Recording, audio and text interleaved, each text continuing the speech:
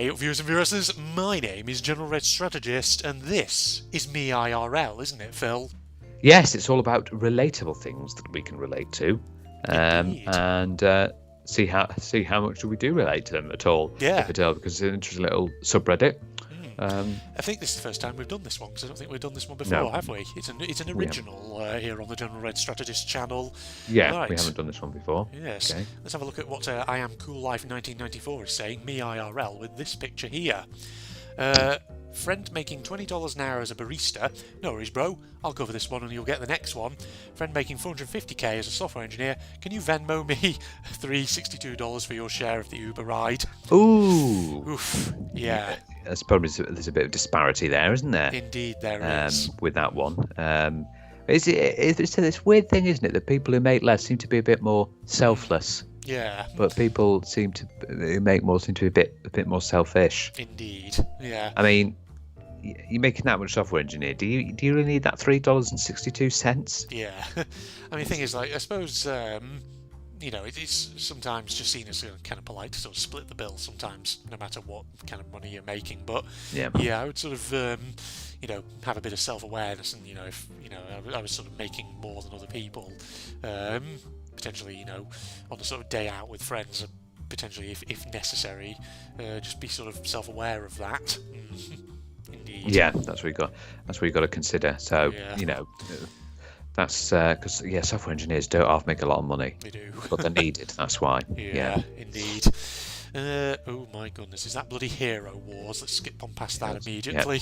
Fucking hate Hero Wars. I'm 33 years old. Sees my 5th grade teacher. Oh man, hi Mrs. Smith. Mrs. Smith says, hi, you know you can call me Anne now, we're both adults. Me, absolutely not. Have a nice summer though. Great to see you, Mrs. Smith. Yes, that is a funny thing. Yeah. If you do see your teachers in real life, you don't know. You still want to call them by their actual name. You don't want, and if they give you the option to call you by their actual first name, you're like, oh, I'm not sure. Indeed. I always found that weird because obviously in secondary school you always had to go Mr. or Mrs. But when you went to like university, you can actually call them by the first name. Your lecturers, you call your lecturer. I was like, oh, this feels a bit wrong. Yeah, feels a bit this weird. Doesn't feel right at all. Yeah. I know it's funny this because being where I am now, living down south, obviously I never see anyone.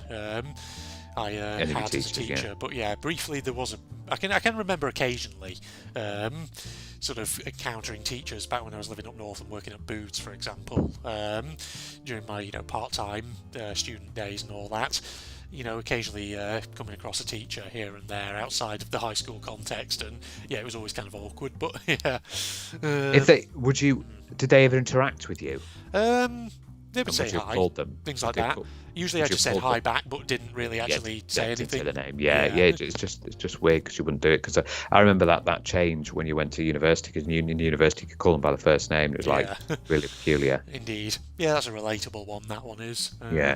We've all probably been there with that one there. Let's see. Okay, what's the next one? Next one. Are you really an introvert, or were you just ignored every time you used to talk, and now you just prefer being quiet? I'd say I was an introvert. I don't think it's that people ignored me. It's just that I was always just very quiet to begin with. Personally. Yeah, well, sometimes when you're that quiet, there can be moments where people do ignore you because you're not speaking loud enough, and sometimes extroverts can be, very sort of their personality can be very sort of bossy and things like that. I just don't get your things out. No, don't get your things out. There we are. I'm looking back on my own childhood, and I just think, no, I was just always very quiet as a kid, not one to talk all that often anyway. So I can remember occasions where like teachers would ask me questions, like try and encourage me to talk, but I was always just super quiet. Oh God, I hated when they did that. Why do teachers do that? Yeah. And if they ask for volunteers, you try to hide yourself. Yeah. Right, I'm looking for volunteers. I'm sorry. Oh, I'm suddenly interested in this part of the room. I mean, I get why they do it. because they've got to try and involve you in activities, and they've got to obviously as teachers they're trying to obviously get a sense of what's your confidence level and what's your level of ability with things like social skills and things like that, and so they kind of have to sometimes just sort of one of the worst ones we had to do presentations. Oh god, I hated presentations. Or when you when you did the reading of books in class. Oh yeah. And you were quite a speedy reader, and everyone else was really slow. God. And the man when oh god. Yeah, I remember that from school.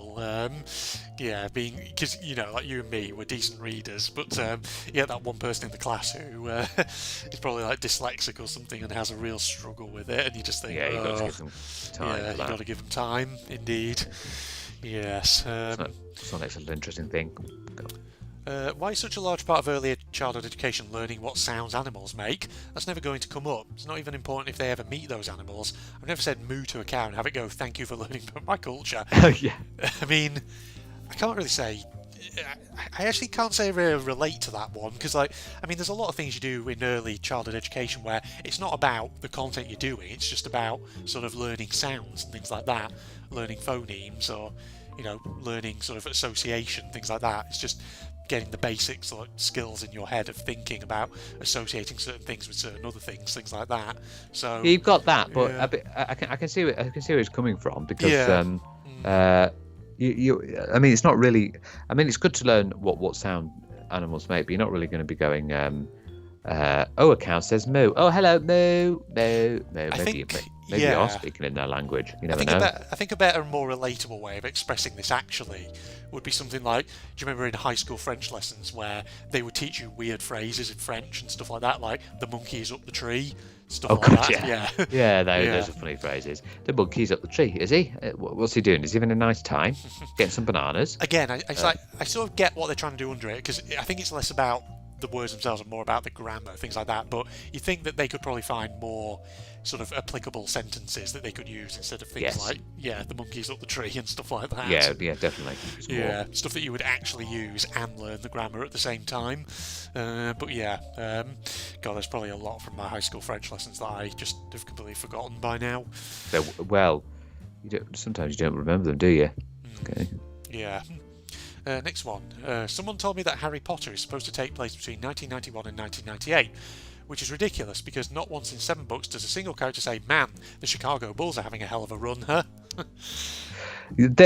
I was supposed, because most of it's happening in the wizarding world. Yeah. But there are some moments where it happens in the Muggle world. But what would be interesting? You don't see like them talking about various different things. In the Muggle world, you're like, oh well, there's all the game last night. It's just quick. But I suppose that's what it's all about. It's about delving into the wizarding world. Yeah, indeed. Because most of the part you don't actually really see the Muggle world all that much anyway, so there's not really going to be any sort of references. Plus, you remember that Harry Potter obviously set in the UK, it's not in the US, so why would they talk about the Chicago Bulls or anything American anyway? You can swap it around and say, oh my goodness, Manchester United are doing really well. Indeed. Or a football team at that time that was really sort of having a good run of wins and whatever else have you. Indeed. Yeah. What is a bit funny about Harry Potter is the fact that the Hogwarts and everything about the wizard world is very sort of low tech. Yeah. Sort of like things are still stuck in the 1800s. Indeed, they are, aren't they? But they've got magic, so yeah. That's the thing, though. It's like, I'm sure I've probably mentioned it before, but there's like tons of videos on YouTube of people who deconstruct the world of Harry Potter just to show how weird and nonsensical it actually is. Yeah, probably is. Indeed, stuff like that. Like you say, like wizards have not kept up to date with technology because, granted, they have magic, but surely you'd think they would keep track of technology at the same time. Yeah. Just, to be up to date with how the Muggle world is looking and all that. But yeah, it's a weird one. Are you staying or leaving? You all really don't know how hard life can be, and it's funny to me because this ain't even that bad. Yeah. Some people do have, don't have the, the grace amount with the cars accommodation. Yeah. So you do start off small. I remember my little apartment when I was in university. I didn't have much at all. Yeah. It was basically just a simple setup. You got to run away from somewhere. Yeah. Yeah, exactly. So you'll have moments like this where you have just a little small bed, a little room, and things like that, and you wake up. You know, if it suits your needs, then it's fine, ladies and gentlemen. So you know, when you're a student and all that, you don't really have that many needs. You know, you just need somewhere to sleep, somewhere to or where you're just shower. starting off with a low-paying job. Yeah, you'll get there. I know that minimum wage is not all the best, but Indeed. Took 28 years to realise that no matter what the meeting is about, if you randomly chime in with "it's just about finding that balance," people will always agree. Yeah. Yeah, it's a weird. It's one of those workplace things, annoying things. Sometimes it's all about finding the balance. Indeed, yeah. Oh yes. yeah. Just say that, even if it's nothing to do with that. You know, even if it's just a meeting about someone overstuffed the toilet with loads of toilet paper. Yeah, well, it's just about finding that balance. I know. Just got to find that right balance, the right amount of toilet paper. Right amount of toilet paper. You get all these weird workplace things. We want to make sure we're all full of synergy. Oh. Yeah, it's all synergise. Let's synergise everything. See, what you've got there, Phil, that's like proper sort of corporate jargon. I know, it's all the corporate jargon that you get there. The sort of jargon where if you said it in a meeting, everyone will probably sort of nod along, but secretly they're all thinking, I have no idea what the hell that guy just said. What the hell that means. Indeed. Yes, we've got to synergise our core values. Or another one. Why don't we park that idea? Oh, no, don't. Yeah. Oh, I was trying to avoid saying that, and I just use things like, well, let's just put that to one side for now. We'll come back to it in a second. Oh, God. But, yeah, this don't use the word park. Yeah. Indeed. Is that SpongeBob? Me, sniffs. Oh yeah, it's about to rain. My southern friends. Wait, some people can't smell when it's going to rain? Yeah, I feel like sometimes you do get that smell in the air, don't you? Yeah, there is. Sometimes you get a smell. I do know that when rain hits the ground and you get that, that smell, which is the smell called petrichor. Which is that sort of smell usually can be when rain hits tarmac. Yeah. But sometimes you can sort of. I have noticed actually when the clouds come over and you go outside and you can sort of feel, ooh, might be raining, and there might be a little bit of a smell to it. Indeed, yeah. I think I can sort of relate a bit to that one. Indeed. Me IRL, this one. My BBC, bossy boomer co-worker, saw me using keyboard shortcuts, and when she noticed I had copy-pasted instead of saying "oh neat," what a time saver, she told me it was against company policy. Lamau help. What? Oh my goodness me. Dearie me. Using keyboard shortcut copy-paste and... Wow. Somebody clearly is not very conversant with technology and all that. I know. It's against. No, it's not. Copying pasting is not. It's not getting against company policy. How can you do that? Come on. I know, it's ridiculous. Also, it's against company policy. Okay. Bring that up with the boss. I think you'll find that they'll be on my side. All right. I feel like I've been kind of lucky in life, though. I don't think I've ever had a boss who is one of the sorts of people who is kind of out of touch with technology, or at least out of touch with the requirements of the job and things like that. So you have to know. I'm afraid that's the society we're in. And I have a feeling, I don't know if it's happened already, but I'm wondering if IT is becoming like a compulsory subject in school now. Yeah, because they used to. I wonder if it's one of those, where you got to like drop a subject. I wonder if IT is going to be one of those ones like English, Maths and Science where you won't be able to drop it. I think, as far as I'm aware, I was under the impression that in some schools that was the case, that you can't drop it, you have to take it. I think when we were in school it wasn't. But I think it probably will be now, because everything is run with computers and things, so I think it needs to be in the same region as English, Maths and Science. Indeed, yeah.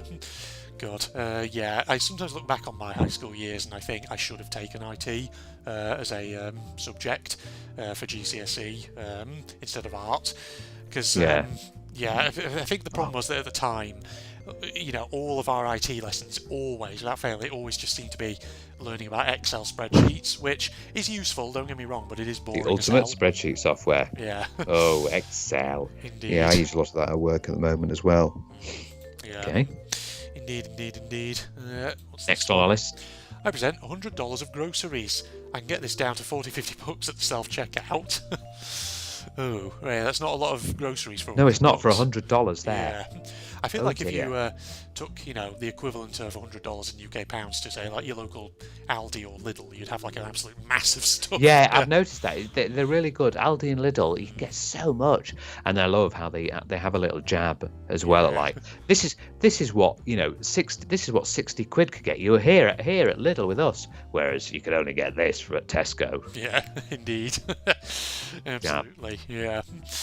Yeah, that's unfortunate. I think OP probably needs to think about maybe are there any sort of discount supermarkets, anything like that. Yeah, because if you go things like that.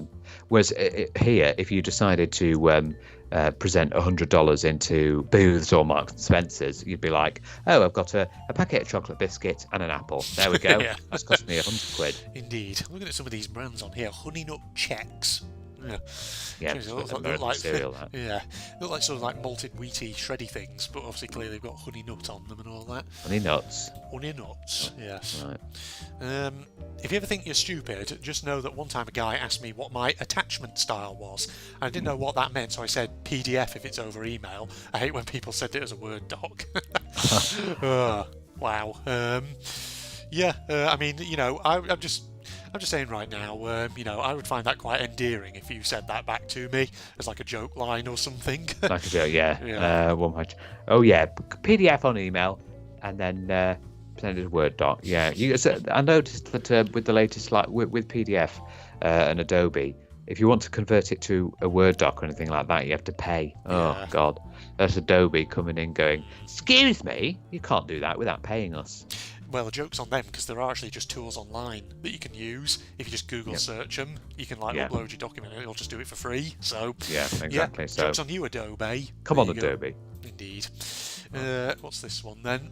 Men will literally restore a coal-fired steam engine, then operate it unpaid in their spare time instead of going to therapy. Hey, don't diss our frigging steam locomotive lovers. If they love that kind of thing, they love that kind of thing. Yeah. Some people like to do it because unfortunately now steam locomotives are sort of going the way of the dinosaur or going the way of the dodo. For the most part, but yeah. Yeah, but they're still interesting. You see them in museums and things like that, and it's really interesting to see them. Heritage railways. Heritage railways, and you see them in all the museums. I know there's quite a few in York Railway Museum, and the way they operated, it's very back-breaking work. Indeed. You have to keep shoveling coal into the boiler to keep the train moving. Yeah. And now it's all electrical. Yeah, indeed. Nothing wrong with being into your steam locos and all that, ladies and gentlemen. It's just someone who's got a real kind of good interest. So, roll with it. And it's a good hobby. To this at all. That person, that's a promotion. Let's skip past that one. Here we are. Bought my girlfriend a sober because it's a drink. She opened it and said, "Yes, I didn't plan this." Oh wow. No! It's just that's says marry me. Oh dear! What? Oh God! How did that go on drink? Yeah. Oh, how's that happened? How's that? I don't understand that. Why would they have put that in there? I was going to say actually, I don't know. Actually, what is the deal with that? Somebody at the factory was having a prank. Someone's in the factory, or it was generally meant for someone else where they were going to do it. Maybe they had a connection with the sober drinks and they accidentally got sent to the wrong person. Possibly, yeah. What do you do in that situation? Well, saying, oh no, that's not. That's one where maybe you might have to sit your girlfriend down and just explain, and that's probably going to be a very uncomfortable conversation. That. Yeah. But again, it's not Jane, because there's no ring or anything. No, I mean, then again, you could sort of ask yourself, how long have you been seeing your girlfriend for? Do you genuinely care? Is it someone who you could genuinely see yourself spending the rest of your life with? It may well turn out not to be bad necessarily. Yeah, there's all these things to think of. Indeed. Had a date yesterday. Couldn't find the cafe and walked around the same intersection for 7-ish minutes. Found it. Went in, introduced myself and apologised for being late. She said, "It's okay. I saw you walking around lost and just wanted to see how long it would take you." Wow. Ooh, bit of evilness in there. Yeah, indeed. Ouch. Not a good first impression, perhaps. This person's been watching you all that time. He's like, "God, this guy can't find his way in." Yeah, I mean, you maybe think could have helped me a little bit. Yeah. Trying to get in. Or maybe she just found it funny that going round and round in circles. Yeah. Then again, who knows? Maybe she said, it was humorous, and it would be like, maybe that's the start of a good date. That'd be a story that you can tell to your grandchildren. Exactly. Yeah. Always these little intricacies. Indeed. Right. Yeah. Next one. Thomas Support Agent. Hello, would you like help with our products? I'm a real person. If you're real type penis. Yeah, because sometimes you don't know if they're bots. Indeed. That's the thing with these support agents. You think they're bots, but it looks like in this case that's it is actually a real person. But yeah, sometimes these support agents are bots. And like, I can help you. Where do you want to go? And then you try to tell them, I can help you. Where do you want to go? Can I go here? Hi, I can help you. Where do you want? Oh, God's sake. Yeah. I'm going to make a bit of a reference here, but there's a fantastic clip on YouTube. It's from a Yogscast stream of Lewis Brindley having a moment with like some tech support for some video game company or something, and he has it. It's him and Angori Tom. They're sat and Lewis is like typing to this sort of like support chat thing, and it comes up and it's clearly like a bot response, and he then types in frustration back to it, for fuck's sake, stupid bot, something like that. But then a second later, an actual human rep comes on and says something along the lines of, "Hi there, normally we're a bit more polite to our bots," and he's like, "Oh shit." Oh, he got caught. Yeah, fucking spied on, fucking spotted. There we are. Indeed, great clip. You can probably find it on YouTube. I need to see that, definitely. Sorry, but I don't have celeb saved on my phone because I'm not a fucking loser. And it says, you're filming a romantic celebrity. The last two celebs saved on your phone are your two romantic leads. What? Why would you have celebs saved on your phone anyway? Why would you? I mean, I certainly don't, so... Yeah. I think I relate more to Andrea in this one, Phil. Yeah, I think we're with Andrea on this one. What? Yeah, I think you'll find that most people don't have celebs saved on the phone. Aye, yeah. Indeed. But actually, here's a an interesting question, Phil. If you had to have a celebrity play you in a movie, can you think of who you would have? It's a challenging one, that, isn't it? Yeah, I don't know who would go. Arnold Schwarzenegger. Arnold Schwarzenegger. There we go. Yeah. There we go. Hello, it is me, Phil. You've got to get to the chopper. There we are. No, but this time it's an aeroplane. Yes, indeed.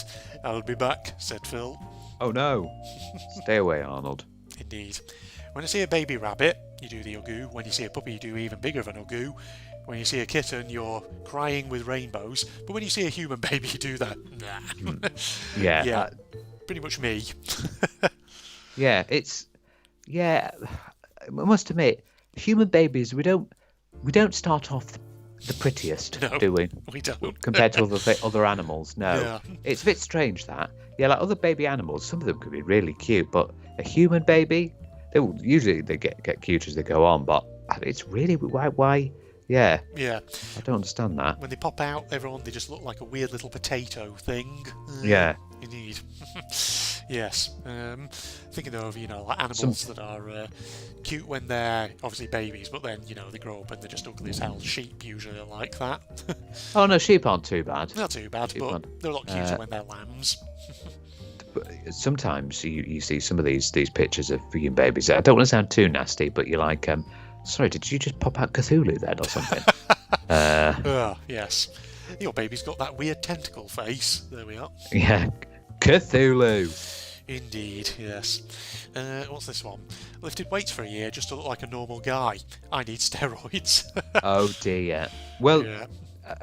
Are the weights you're lifting, are you not increasing in weights? Because if you keep lifting the same weights, I mean, I go to the gym and I noticed that I am building muscle because I've noticed that the weights that I was on are getting, feeling lighter. Yeah. So at that stage, you go up in weight. Yeah, you've got to keep challenging yourself every so often. Yeah, because you won't be challenging your muscles basically if you stay on the same weight. It's not doing anything to the muscle. But if you go up to the next weight up, then you actually are giving your muscles like, oh, hang on, I've got a bit more to do here now. Yeah, it's the thing with general advice with any kind of physical exercise. You got to vary it up. You can't just keep doing the same thing over and over because that won't eventually be doing it for you. You got to introduce other exercises and other weights and other things just to challenge your body. As well, don't want steroids, but go for additional protein. Yeah. You got protein bars, you got protein powder, you've got they have food that are high in protein like tuna, chicken, turkey. These things that steaks. These things that are high in protein, and then couple it up with protein powders and protein shakes and protein bars. Absolutely. They will help supplement the extra protein. And now they do crisps that have quite a bit of protein in them, and chocolate bars. Yeah, protein chocolate bars. My goodness. Yeah. Have you not heard of Grenade? No, I haven't actually. No. Grenade is a big protein bar company. Sounds like it's the bomb, Phil. Yeah, exactly. I've tried protein. The funny thing about protein bars is they're very stodgy. They're very stodgy. When you eat them, it's like it takes you like 5 years to chew it. It's like, bloody hell, be it for ages. Yeah. I recently learned that my husband only opens Instagram once every 4 to 6 weeks to check our local ice cream parlour's flavour of the month. It's just an ice cream flavour checker for him. Amazing. Fantastic. Yeah, that's what you need it for. Check what the flavour of the month is. Indeed. You might even get one of those weird flavours like which flavour have I heard about that everyone seems to go, but I've never tried, like rum and raisin. Oh God, rum and raisin. That's like I always have like. Whenever I think of rum and raisin, it just gives me such old people vibes because my grandma fucking loves that. I can't think of anyone else who has ever loved that flavour. Raspberry Ripple. That's a big popular one. Yeah. Raspberry Ripple. Either for me, it's got to be a mint choc chip or even just a plain vanilla. I know it sounds boring, but I actually do love vanilla. Mint choc chip. You're just too vanilla, you. Too vanilla. I'm too vanilla. Mr. Boring. I guess that's me, isn't it? Yeah. Gosh, I accidentally went on. Let me just try and bring that up properly. Being an adult is terrible, but I thank God every day that I don't have to randomly run a mile at noon against my will and then go on about my day like we did in school. Okay, I had to sort of reread that a couple of times there, but yeah. It's basically just about school days. Yeah, well, it's PE, isn't it? They always made you do bloody laps around the field or things like that. You don't do that anymore. Oh. Right, come on.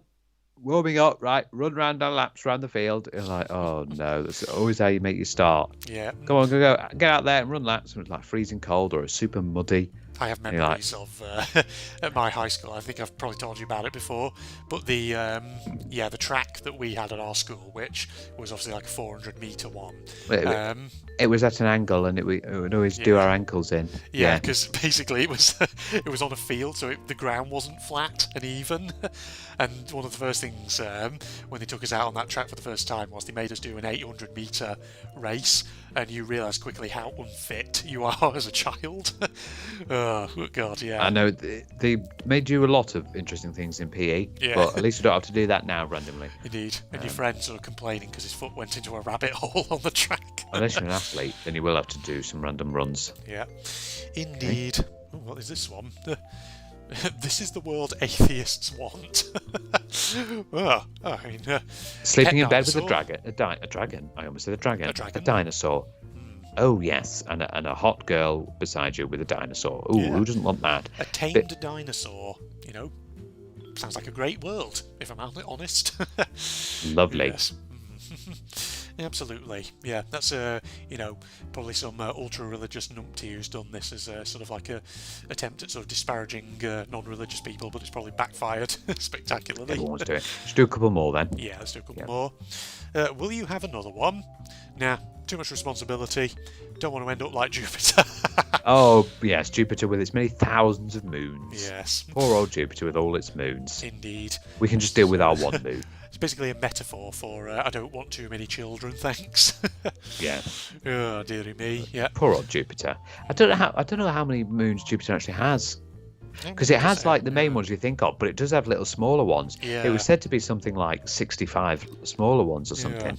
Because the thing ridiculous. Is, doesn't Jupiter technically have a ring system? It's just you can't actually see it because all the parts of it are very spaced out. Yeah. Well, I think the reason that Jupiter has so many moons is because the gravity on it is ridiculously intense. Oh, yeah. It's even more so than Earth. Yeah. Well, that's why it's so many. Because it's just pulling it in. Yeah. There's much more mass.